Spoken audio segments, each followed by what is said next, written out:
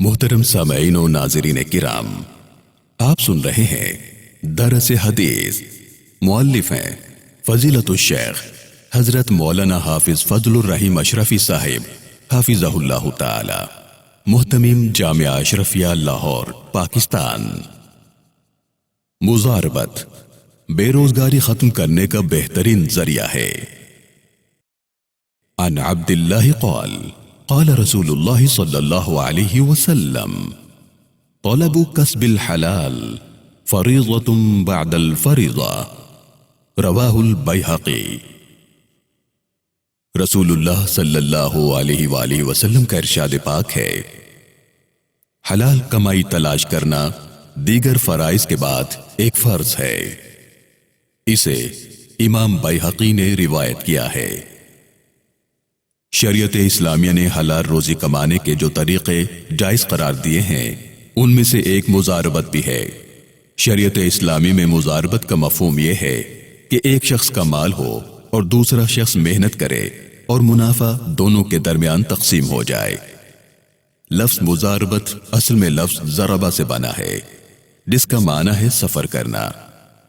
चूंकि तिजारती मुआमलात में उमूमन सफर करना पड़ता है, इसलिए इसका नाम मुज़ारबत रख दिया गया। मुज़ारबत का मामला अहद जाहिलियत में भी जाना पहचाना था।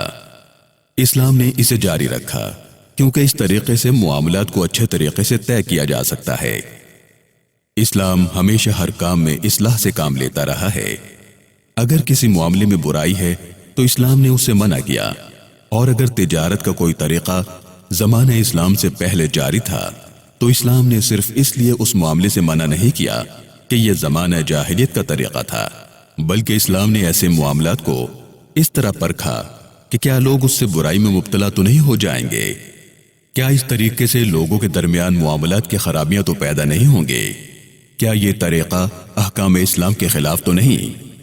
अगर इस किस्म की बुराइयां उस मामले में मौजूद न हो तो इस्लाम ने खुले दिल से उसकी इजाजत दी है। मामले मुज़ारबत यानी एक का माल दूसरे की मेहनत और मुनाफा दोनों में तकसीम हो जाए, इस मामले का सबूत इजमा से मिलता है। दर हकीकत मुज़ारबत के जायज होने पर तमाम मुसलमानों का इजमा है और किसी ने भी इसकी मुखालफत नहीं की।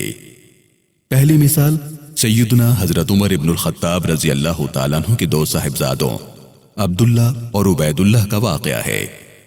अल्लामा अब्दुर्रहमान अल जज़ीरी ने किताबुल फ़िक़्ह जिल्द 2 में एक वाक़या नकल किया है, जिसका खुलासा यह है कि अब्दुल्ला और उनके भाई इराक़ी फौज के साथ रवाना हुए। उन दिनों हजरत अबू मूसा अशअरी रज़ी अल्लाह ताला अन्हु बसरा के गवर्नर थे। ये दोनों भाई उनके पास ठहरे।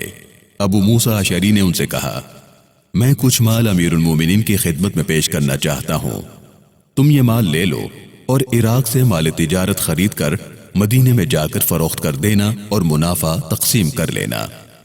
चुनाचे उन्होंने ऐसा ही किया और अमीरुल मोमिनीन हजरत उमर रज़ी अल्लाह ताला अन्हु ने उसे कबूल फरमाया। मेरे प्यारे भाइयों, अगर आज भी हमारे मुआशरे में मुज़ारबत आम हो जाए तो फिर छुपा हुआ सरमाया भी गर्दिश करने लगेगा और बेरोजगारी पर काबू पाया जा सकेगा। और वो इस तरह कि हम अपने मुआशरे में बहुत से लोगों को देख सकते हैं जिनके पास तालीम का जेवर है या तिजारती तजुर्बा खूब है, लेकिन सरमाए के ना होने की वजह से बेरोजगारी में मुब्तला है। अब ऐसे लोग सामने आए जिनके पास पैसा तो है लेकिन उनके पास काम करने का वक्त नहीं या उन्हें तजुर्बा नहीं, तो फिर ऐसे लोग अपना पैसा बाहर निकालें और काम के लिए इस्तेमाल करें, और इस तरह मुनाफा भी मिलेगा और दूसरे मुसलमान भाई की बेरोजगारी भी दूर हो जाएगी। लेकिन इस मामले मुज़ारबत की भी चंद आदाब इस्लाम ने मुकर्रर किए हैं। पहली बात तो यह है कि एक आदमी सिर्फ माल देगा और दूसरा आदमी सिर्फ मेहनत करेगा, और दोनों आपस में मुनाफा तय करेंगे कि कुल मुनाफे का कितना माल मालिक को मिलेगा और कितना मेहनत करने वाले को। अब अगर कारोबार में नुकसान हुआ तो नुकसान सिर्फ माल के मालिक का होगा, मेहनत करने वाला नुकसान का जिम्मेदार न होगा। इसलिए मुज़ारबत करने के लिए मेहनत करने वाला बाएतिमाद और दयानतदार होना चाहिए, और मुनाफा भी इस तरह तकसीम किया जाएगा कि पहले असल माल को अलग करके बाकी जो बचेगा वो मुनाफा होगा। मुनाफे की तकसीम में शरीयत ने इस बात की इजाजत दी है کہ چاہے دونوں شخص آدھا آدھا لے لیں اور چاہے مال کا مالک زیادہ لے یا کم، اسی طرح محنت کرنے والا اس کو زیادہ ملے یا کم، یہ آپس کی رضامندی سے پہلے ہی طے کرنا ہوگا۔ اب جو بات میں آپ کو بتا رہا ہوں اسے غور سے سنیے گا۔ معاملہ مضاربت کے لیے بہت بڑی رقم یا بہت بڑے سرمایے کی ضرورت نہیں، اور نہ اس کے لیے کسی پگڑی یا بہت بڑے تجارتی ادارے کی ضرورت ہے۔ آپ اپنی تنخواہ میں سے ہر ماہ کچھ بچا لیا کریں۔